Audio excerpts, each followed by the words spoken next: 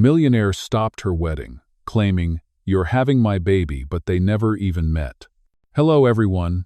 Before we begin today's story, I have a small favor to ask.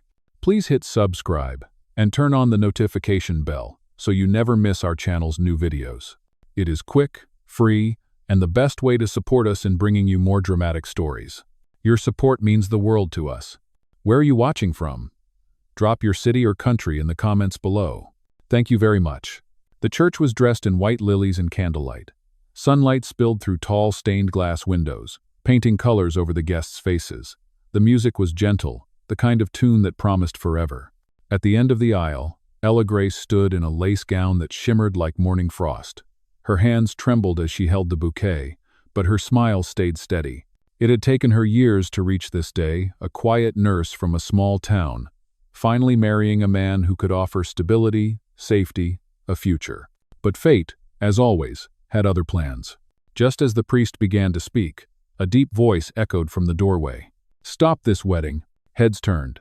The heavy church doors swung wide open. Standing there, breathing hard, was a tall man in a charcoal suit, his tie loosened, his eyes wild with something between panic and conviction. Cameras flashed from curious guests. He pointed straight at Ella. "She is carrying my child." The silence that followed was deafening. Ella's bouquet slipped from her hands, hitting the marble floor with a soft thud. Her heart pounded against her ribs as everyone turned toward her, waiting for an explanation she did not have. The groom's face twisted in disbelief. "What is this? Ella, who is he?" Her voice broke. I do not know him."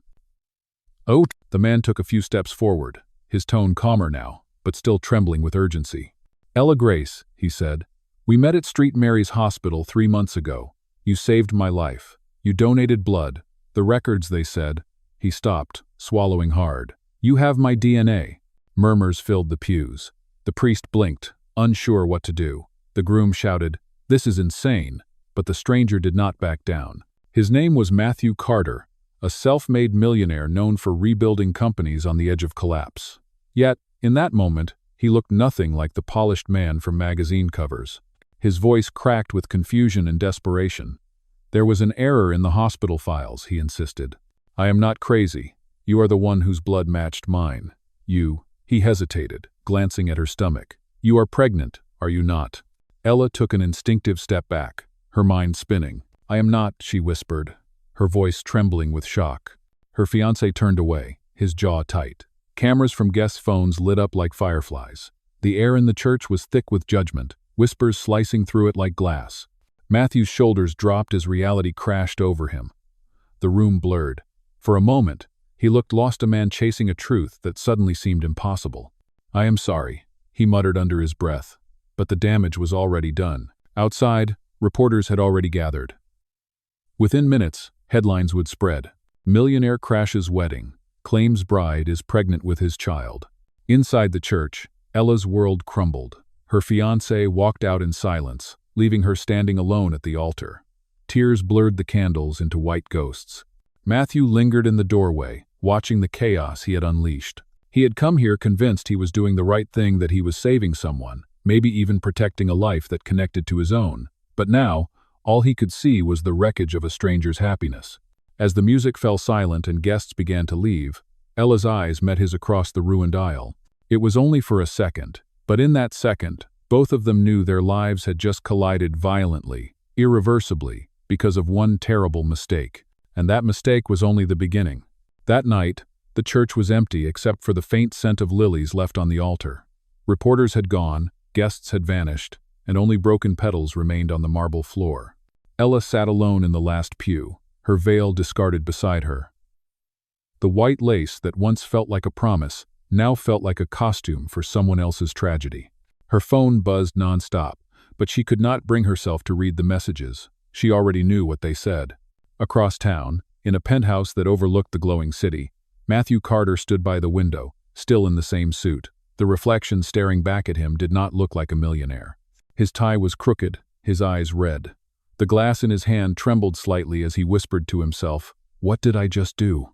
He replayed every second in his head, the gasps, the disbelief in Ella's eyes, the silence that followed his words. He had walked into that church absolutely convinced he was saving a life, protecting something precious. The hospital report had seemed undeniable. But now, after seeing the chaos he caused, guilt gnawed at him. For the first time in years, he felt small, lost, and very human. The next morning, Ella's world shrank to whispers and headlines. Her fiancé had returned the engagement ring through a messenger. Her job at the hospital called to ask for a leave until things calmed down. When she walked down the street, people stared, some curious, some cruel. She kept her chin up, but inside she was shaking. At a small cafe near the old pier, she sat by the window with a cup of untouched coffee. Rain streaked down the glass, matching the blur in her mind.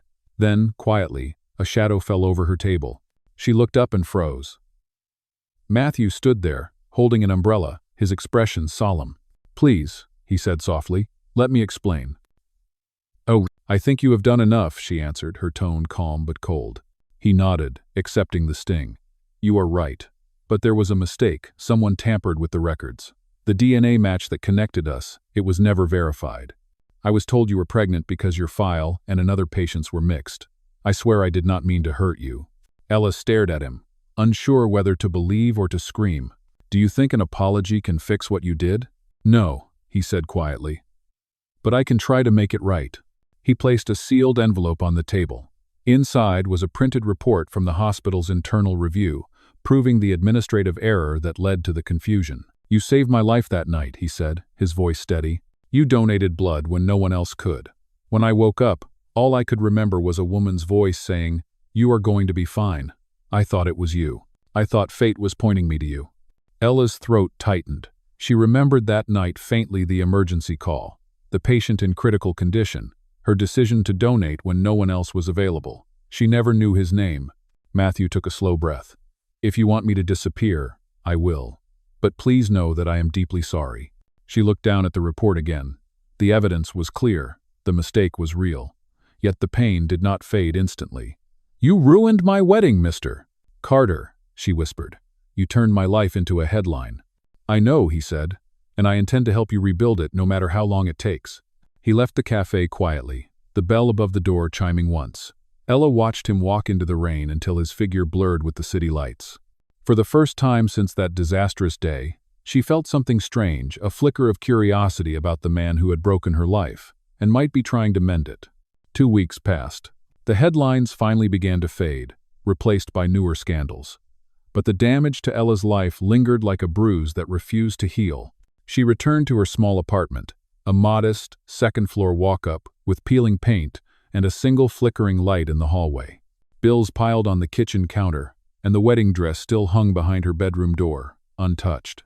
She tried to throw it away once but stopped, her hands trembling on the fabric.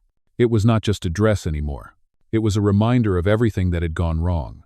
One afternoon, as she was sorting through her mail, there was a knock at the door. When she opened it, Matthew stood there, holding 2 paper cups of coffee and looking unsure of himself. "I asked the landlord," he said. "He said you live here." She crossed her arms. "You should not have done that." "I know," he admitted, "but I wanted to see how you were doing." She hesitated, then stepped aside. "You have 5 minutes." "No." He entered quietly, his eyes scanning the small living room. The walls were lined with sketches, portraits of patients, scenes from the hospital, drawings filled with empathy and warmth. "You draw?" he asked. "It used to help me clear my head after long shifts," she said. "Now it just helps me forget." Matthew set the coffee on the table. "You are talented. I have seen art galleries with less soul than this." She gave a dry laugh. "Flattery will not erase what happened." "No, I am not trying to erase it," he said softly. "I am trying to understand it, and maybe make something good come out of it." She turned to him, confused. "What do you mean?" He pulled out a small folder from his coat pocket. "My foundation, the Carter Hope Fund, has been trying to support community health projects. After reading your file, I realized you have experience in both nursing and art therapy. I would like to hire you to help design an outreach program for trauma patients. It would be under your name, not mine." Ella blinked, unsure whether to laugh or cry. "You are offering me a job?" "Yes," he said, "not as payment, as trust. You have been through something that broke you in public, but you still show compassion. That is rare." She stared at him for a long time, trying to read the sincerity in his eyes. "And what do you get out of this?" He smiled faintly. peace of mind, maybe redemption. No. For the first time, she saw a glimpse of the man beneath the Millionaire headlines, tired, imperfect, but genuine. The same man who once risked humiliation because he believed he was protecting someone. "I will think about it," she said finally. "Take your time," he replied, reaching for the door. "I will have my assistant send you the details. No pressure." After he left, Ella sat down and looked at the folder he had left behind. Inside were sketches of hospital art rooms, notes about recovery spaces, and a single handwritten note at the end. "Sometimes the wrong door leads to the right room." She closed her eyes and exhaled slowly. For the first time since her wedding day, her heart did not feel entirely broken. It was still fragile, yes, but beneath the cracks, something new was beginning to stir, something that felt a little like hope. Outside, the rain that had haunted her for weeks had finally stopped. The sky over the city glowed faintly gold, and somewhere across town, Matthew Carter sat in his office, staring at his phone, wondering if she would call. He had no idea that she was already reaching for the same folder again, reading his note, and whispering to herself, "Maybe mistakes really do have meaning." The next morning, sunlight poured through the curtains for the first time in weeks. Ella woke early, the faint smell of coffee drifting from the shop downstairs. She sat on the edge of her bed, staring at the folder Matthew had left behind. Something about his words, "Sometimes the wrong door leads to the right room," lingered in her mind. She had spent so long resenting him for what he did, but part of her could not deny the strange twist of fate that brought him into her life. Later that day, she took a deep breath and called the number on the last page of the folder. A cheerful assistant named Claire answered and arranged a meeting at the Carter Foundation headquarters. Ella almost hung up twice on her way there, her nerves fraying with every step through the glass doors of the modern building. The walls gleamed, the floors shone like mirrors, and everyone looked busy, confident, and important. She felt completely out of place. Claire greeted her warmly and led her to a quiet conference room overlooking the city. "Mr. Carter will be here shortly," she said with a reassuring smile before leaving Ella alone. Ella's heart pounded as she looked out at the skyline. Just as she was about to lose her courage, the door opened behind her. Matthew entered, dressed sharply, but without the air of arrogance she once imagined. "You came," he said, his voice steady, almost relieved. "I almost did not," she admitted, "but curiosity won." He smiled slightly. "Curiosity has started worse things than this meeting." "No." They sat across from each other. Matthew slid a thin stack of papers toward her plans for an art therapy program inside the Foundation's community hospital wing. He spoke with quiet passion, describing rooms filled with paintings from survivors, small exhibitions that could raise funds for patient care, and workshops led by nurses like her. "I do not want another charity project with my name on it," he said. "I want something real, something that reminds people that kindness still has value." As he spoke, Ella watched him closely. Gone was the man who had stormed into her wedding. This Matthew was calm, thoughtful, and unexpectedly humble. For the first time, she saw the weight he carried behind the word millionaire. She flipped through the sketches. "It is a good idea," she said, "but I am not sure I belong in a place like this." "You belong exactly here," he said. "You have lived through what most people only read about. You understand pain and dignity in the same breath. That is what this project needs."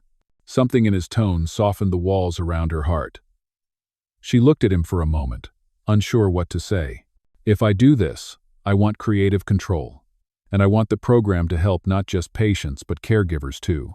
Nurses, doctors, families, everyone who forgets they are human in the middle of all this." He nodded instantly. "Done." Ella blinked, surprised. "You agreed that quickly?" "Because it is the right thing," he said. "And because I trust your vision." Their eyes met across the table. The city buzzed below, but for a brief second, it felt as if time had slowed down just for them. When the meeting ended, Matthew walked her to the elevator. "Thank you for coming," he said softly. "You did not have to give me another chance, but I am glad you did." "I did not give you a chance," she replied, pressing the elevator button. "I gave the idea one." But as the doors slid closed, she caught his small, genuine smile and realized it had been a very long time since someone had looked at her like that. On her way home, Ella found herself glancing out the cab window at the fading Sunday. For the first time since that disastrous wedding, she was not running from her past. She was walking towards something new, and whether or not she was ready to admit it, that something had a name: Matthew Carter. Days turned into weeks, and the program began to take shape faster than Ella expected. Every morning she took the subway downtown to the Carter Foundation, where the once empty room on the 10th floor slowly transformed into something beautiful. The walls were no longer plain white, but covered with gentle shades of blue and cream. Sunlight poured through the wide windows, illuminating sketches from patients who were part of the pilot group. Ella worked tirelessly, often forgetting lunch, her hair tied up messily as she directed volunteers. There were moments she would glance up from her clipboard and see Matthew standing at the doorway, a quiet smile on his face. He never interrupted. He just watched, as if trying to understand how her calm presence could turn chaos into harmony. One evening, as the rest of the team left, Ella stayed behind to finish sorting art supplies. The city outside glowed in gold and silver, and the building was almost silent. She turned when she heard footsteps behind her. "You should not still be here," Matthew said gently, carrying 2 cups of tea. "The project is already ahead of schedule. You deserve a break." "I will rest when the paint dries," she said, smiling faintly. He set the tea beside her. "You know, I built this foundation because I thought I could fix everything with money. But watching you, I realize healing has nothing to do with wealth." Ella looked at him carefully. "Then why do you still work so hard?" He hesitated, his gaze drifting toward the window. "Because I do not know who I am when I stop. My father used to say that purpose keeps a man alive. But lately, I wonder if I have been chasing purpose just to avoid loneliness." His honesty disarmed her. She had seen that same emptiness in the eyes of patients who had lost everything. For the first time, she understood the difference between wealth and peace. "Loneliness is not permanent," she said softly. "It just waits for the right company to fade." Matthew turned to her, the glow from the city reflecting in his eyes. "Is that what you think we are? The right company?" Ella felt her chest tighten. "I think we are 2 people who needed a second chance. Maybe fate just used the wrong script."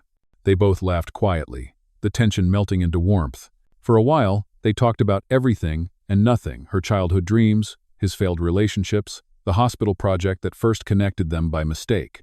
The air between them grew lighter, yet deeper, like the start of something neither dared to name. As they packed up to leave, Matthew noticed a small sketch pinned to the wall. It was a drawing Ella had done during her breaks. 2 figures standing on opposite sides of a broken bridge, reaching toward each other. Beneath it, she had written in neat handwriting, "Sometimes a crack lets the light in." He pointed at it. "That is beautiful." "It is unfinished," she said. "Maybe you will finish it when you feel ready." He helped her with her coat, their hands brushing for a second longer than necessary. She felt her heartbeat quicken but said nothing. Outside, the night air was cool, the streets shining after a soft rain. Matthew opened his umbrella and held it over both of them. As they walked side by side toward the parking lot, silence filled the space between their words, but it was no longer awkward. It was peaceful, the kind of silence that spoke louder than anything they could have said. When he dropped her off at her apartment, she turned before going inside. "Thank you for believing in me," she said. He smiled gently. "No, Ella. Thank you for reminding me what believing feels like." Okay. As his car disappeared down the quiet street, she stood on the doorstep for a long moment, the sound of rain dripping from the eaves above. For the first time since her wedding that never happened, Ella felt her heart steady, fragile, but finally alive. By the end of summer, the Foundation's new art therapy wing opened to the public. The press called it a healing space built on mistakes. Ella did not like the title, but she smiled when she saw how full the rooms were: patients, families, nurses, and volunteers filling the space with color and laughter. The walls that once echoed with silence now carried music and hope. Matthew attended the opening quietly, standing off to the side while Ella gave a short speech. She spoke not about herself, but about the patients who had painted their pain into beauty. Her voice trembled, but her words carried a quiet strength. "This place was built on compassion," she said. "It started from misunderstanding, but it grew into something real.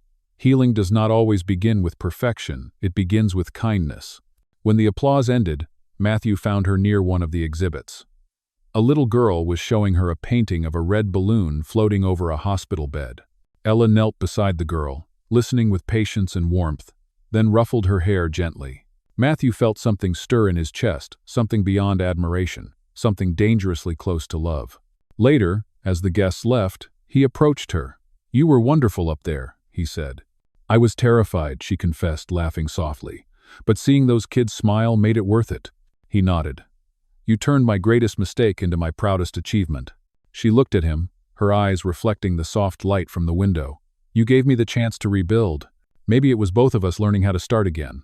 They walked together down the corridor, the sound of their footsteps echoing against the polished floor. At the end of the hall hung her drawing of the broken bridge, now completed. The two figures stood together, hand in hand, beneath a sky full of light. "You finished it," Matthew said quietly. "I did," she replied. "I figured the bridge had waited long enough." For a moment, neither spoke. Then he reached into his pocket and pulled out a small box. "There is something I have been meaning to give you," he said. Inside was a silver pendant shaped like a tiny bridge, delicate and simple. She smiled faintly. "A bridge?" "A reminder," he said, "that some connections are worth rebuilding." She hesitated, her fingers brushing the pendant. "Matthew, you do not have to keep proving you are sorry." He shook his head. "This is not about guilt anymore. It is about gratitude." "No." Their eyes met, and the world seemed to narrow to just that small, bright hallway. The hum of the city faded. The past, with all its chaos, felt far away. A week later, Ella began noticing the small ways Matthew stayed involved, even when he did not have to sending supplies to clinics, checking in on patients, asking about her art sessions. They saw each other more often, but not because of work. Sometimes they met for coffee, sometimes for quiet walks by the river. One evening, as the sun set behind the skyline, he turned to her and said, "Do you ever think about that day in the church?" She laughed softly. "Every time I walk past a flower shop with lilies." "If you could change it, would you?" he asked. She thought for a long moment, the breeze catching her hair. "No," she said finally, "because it brought me here." He smiled, a quiet relief crossing his face. "Then maybe it was never a mistake." She met his gaze, her voice barely above a whisper. "Maybe not. Maybe it was just fate being dramatic." They both laughed, and for the first time, the memory that once carried pain now carried peace. As the last light of day fell across the river, Matthew reached for her hand, not as a gesture of apology, but of understanding. And when she did not pull away, he realized that forgiveness had already been given, quietly, somewhere between the laughter and the silence. Autumn came early that year. The leaves along the river turned gold and red, and the air carried the scent of rain and wood smoke. Ella's life had found a steady rhythm again, mornings at the hospital, afternoons teaching art at the foundation, evenings spent sketching by the window. But beneath the calm, something quiet and tender was growing. She tried to ignore it, but every time her phone lit up with Matthew's name, her heart betrayed her. One Friday afternoon, she was preparing for a new exhibition of patient artwork when Matthew arrived unannounced. He looked more serious than usual, his tie slightly undone. "I need to talk to you," he said. She set down her sketchbook, noticing the tension in his shoulders. "What happened?" "There is a problem," he replied. "Someone has accused the foundation of mishandling donation funds. A journalist is digging for details, and they are using the old story about the wedding as proof that I am reckless." Ella froze. "You mean they are bringing that up again?" "Yes," he said quietly. "They have already contacted the hospital. I am worried it might affect your reputation too." She sank into a chair, her mind spinning. "After everything we have built, they still want to drag that day out?" "I can handle the press," Matthew said, his voice calm but strained. "But I do not want you caught in the crossfire." She looked up at him. "And what do you plan to do?" He hesitated. "The reporter asked for an interview. I plan to tell them the truth that I made a mistake, but it led to something good. If you are willing, I want you to speak with me, together." Her eyes widened. "You want to go public again? After all that?" "I do not want to hide anymore," he said. "And maybe it is time people heard the real story, not the version that sells headlines." "I don't know." The room fell silent except for the sound of rain tapping against the windows. Ella folded her hands, her thoughts racing between fear and pride. She had spent months rebuilding her peace. Facing the world again felt terrifying. But she also knew Matthew was right. The truth only lost power when people tried to bury it. Finally she nodded.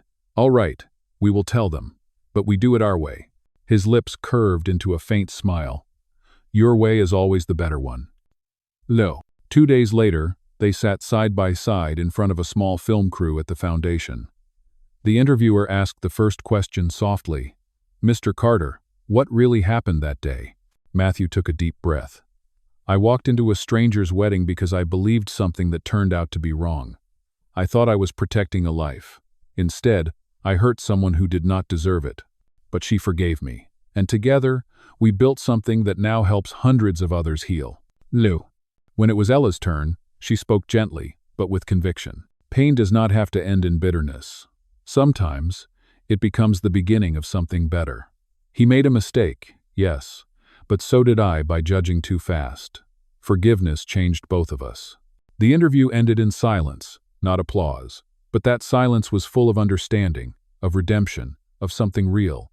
That night, as they walked out of the building, the city lights shimmered on the wet pavement. Matthew looked at her and said quietly, "No matter what they write tomorrow, I am proud of what we said." Ella smiled, the autumn breeze lifting her hair. "So am I." For the first time since their worlds collided, neither of them carried the weight of the past. It had been transformed into something lighter, something strong enough to let them finally breathe again. The interview went viral overnight. Clips of Ella and Matthew speaking about forgiveness and second chances spread across social media like wildfire. But instead of mockery, the response surprised them both. People wrote messages thanking them for their honesty. Former patients sent photos of their artwork, saying the story gave them courage. Even newspapers that once printed cruel headlines now wrote about redemption. For the first time, the story of that disastrous wedding was no longer a scandal, it was an example of grace.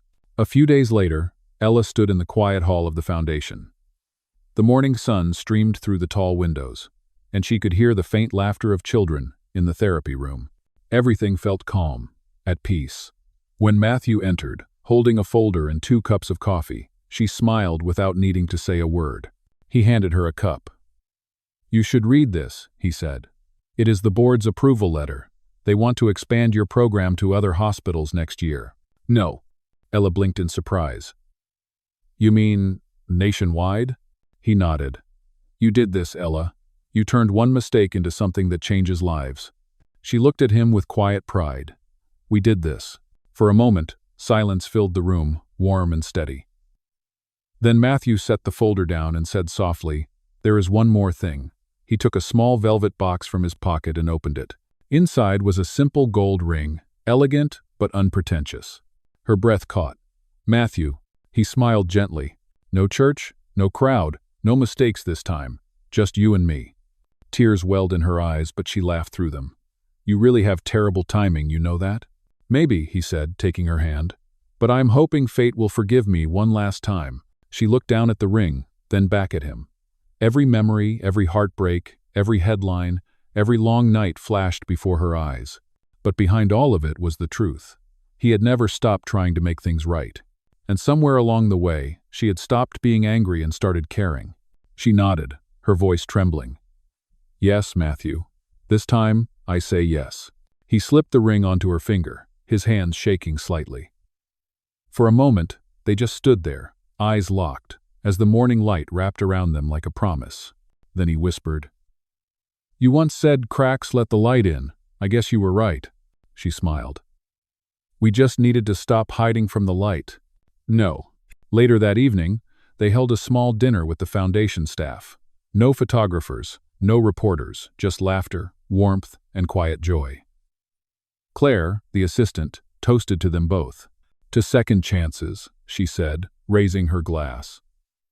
"And to the courage to believe in them." As the night faded, Ella and Matthew stepped out onto the balcony overlooking the city. The skyline glittered, the air crisp and cool. He wrapped his coat around her shoulders, and she leaned against him, listening to the steady rhythm of his heartbeat. "Do you think people will ever stop remembering that day?" she asked softly. "Maybe not," he replied. "But they will remember how it ended." She smiled at that. "Then I can live with it." They stood in silence for a long moment, the city lights flickering below them. What had started as a mistake had become something far more powerful, a story about healing, redemption, and the kind of love that survives even the most public of storms. And as the wind brushed past them, carrying the faint hum of the city, Ella whispered, "Some mistakes are just fate, wearing the wrong name." A year later, Spring returned with the same soft light that once fell across the ruined church where everything began. But this time, the air carried music, not whispers. The Carter Foundation had organized its largest exhibition yet, The Art of Healing. The event took place in a converted gallery filled with colors, laughter, and quiet emotion. Every wall told a story of recovery, of people who had found strength in vulnerability. Ella stood near the entrance, her hair loosely pinned, wearing a soft blue dress that moved like water when she walked. Her eyes glimmered as she looked around the gallery. Each painting represented a life touched by their program. She paused in front of one piece, a sketch of two figures standing on a bridge under a sunrise. It was hers, the first drawing she had ever made for the project. Beneath it was a small plaque that read, "Dedicated to the moment a mistake became a miracle." Behind her, a familiar voice spoke softly. "You did it, Ella." She turned and smiled. Matthew stood there in a charcoal suit, looking exactly as she remembered, but calmer, lighter. "No," she said gently. "We did it." "No." He handed her a small envelope. Inside was an invitation. Grand opening. Grace Center for Art and Recovery. It was the new national branch of their program, named after her. Her throat tightened. "You named it after me?" He smiled. "After what you taught me, that grace is not just forgiveness. It is the act of choosing love when the world gives you every reason not to." She looked at him, eyes bright with emotion. "You know, I used to think that day at the church ruined my life." "No." He stepped closer, his voice quiet. "Maybe it just rewrote it." The lights dimmed slightly as the event host announced the closing speech. To everyone's surprise, Matthew stepped forward, taking the microphone. The crowd fell silent. "A year ago," he began, "I stood in a place where I had no right to be, saying words that were not true. I caused pain, confusion, and chaos. But standing here tonight, I see what grew from that chaos, a space filled with kindness, art, and healing. And one incredible woman who showed me that redemption is not found in apologies, but in action." He turned to her as the audience applauded softly. "Ella Grace, thank you for turning my greatest mistake into my greatest gift." The room shimmered with emotion. Ella walked to the stage, standing beside him. "You gave me the chance to believe again," she said. "And I think everyone here deserves to know that even the worst day of your life can still lead to something beautiful." When the applause rose again, Matthew reached for her hand. He did not need to say anything.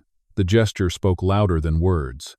Outside, under strings of golden lights, the night was alive with warmth and music. The crowd danced, laughed, and celebrated new beginnings. Matthew led Ella to the quiet garden behind the gallery, away from the noise. "I used to think I was unlucky," she said softly. "Now I think I was just waiting for the right kind of wrong turn." He chuckled. "The best mistake we ever made." She smiled and leaned her head against his shoulder. Around them, the city glowed with quiet grace, and the world felt at peace. As the screen would fade for the viewers, Ella's voice would linger. "Maybe fate does not always arrive in the way we expect. Sometimes, it crashes into our lives, messy and loud. But if we listen closely, we might realize it was never a mistake at all." "No." And with that, their story born from chaos, built on kindness, and sealed with love came full circle, leaving behind not a scandal, but a legacy.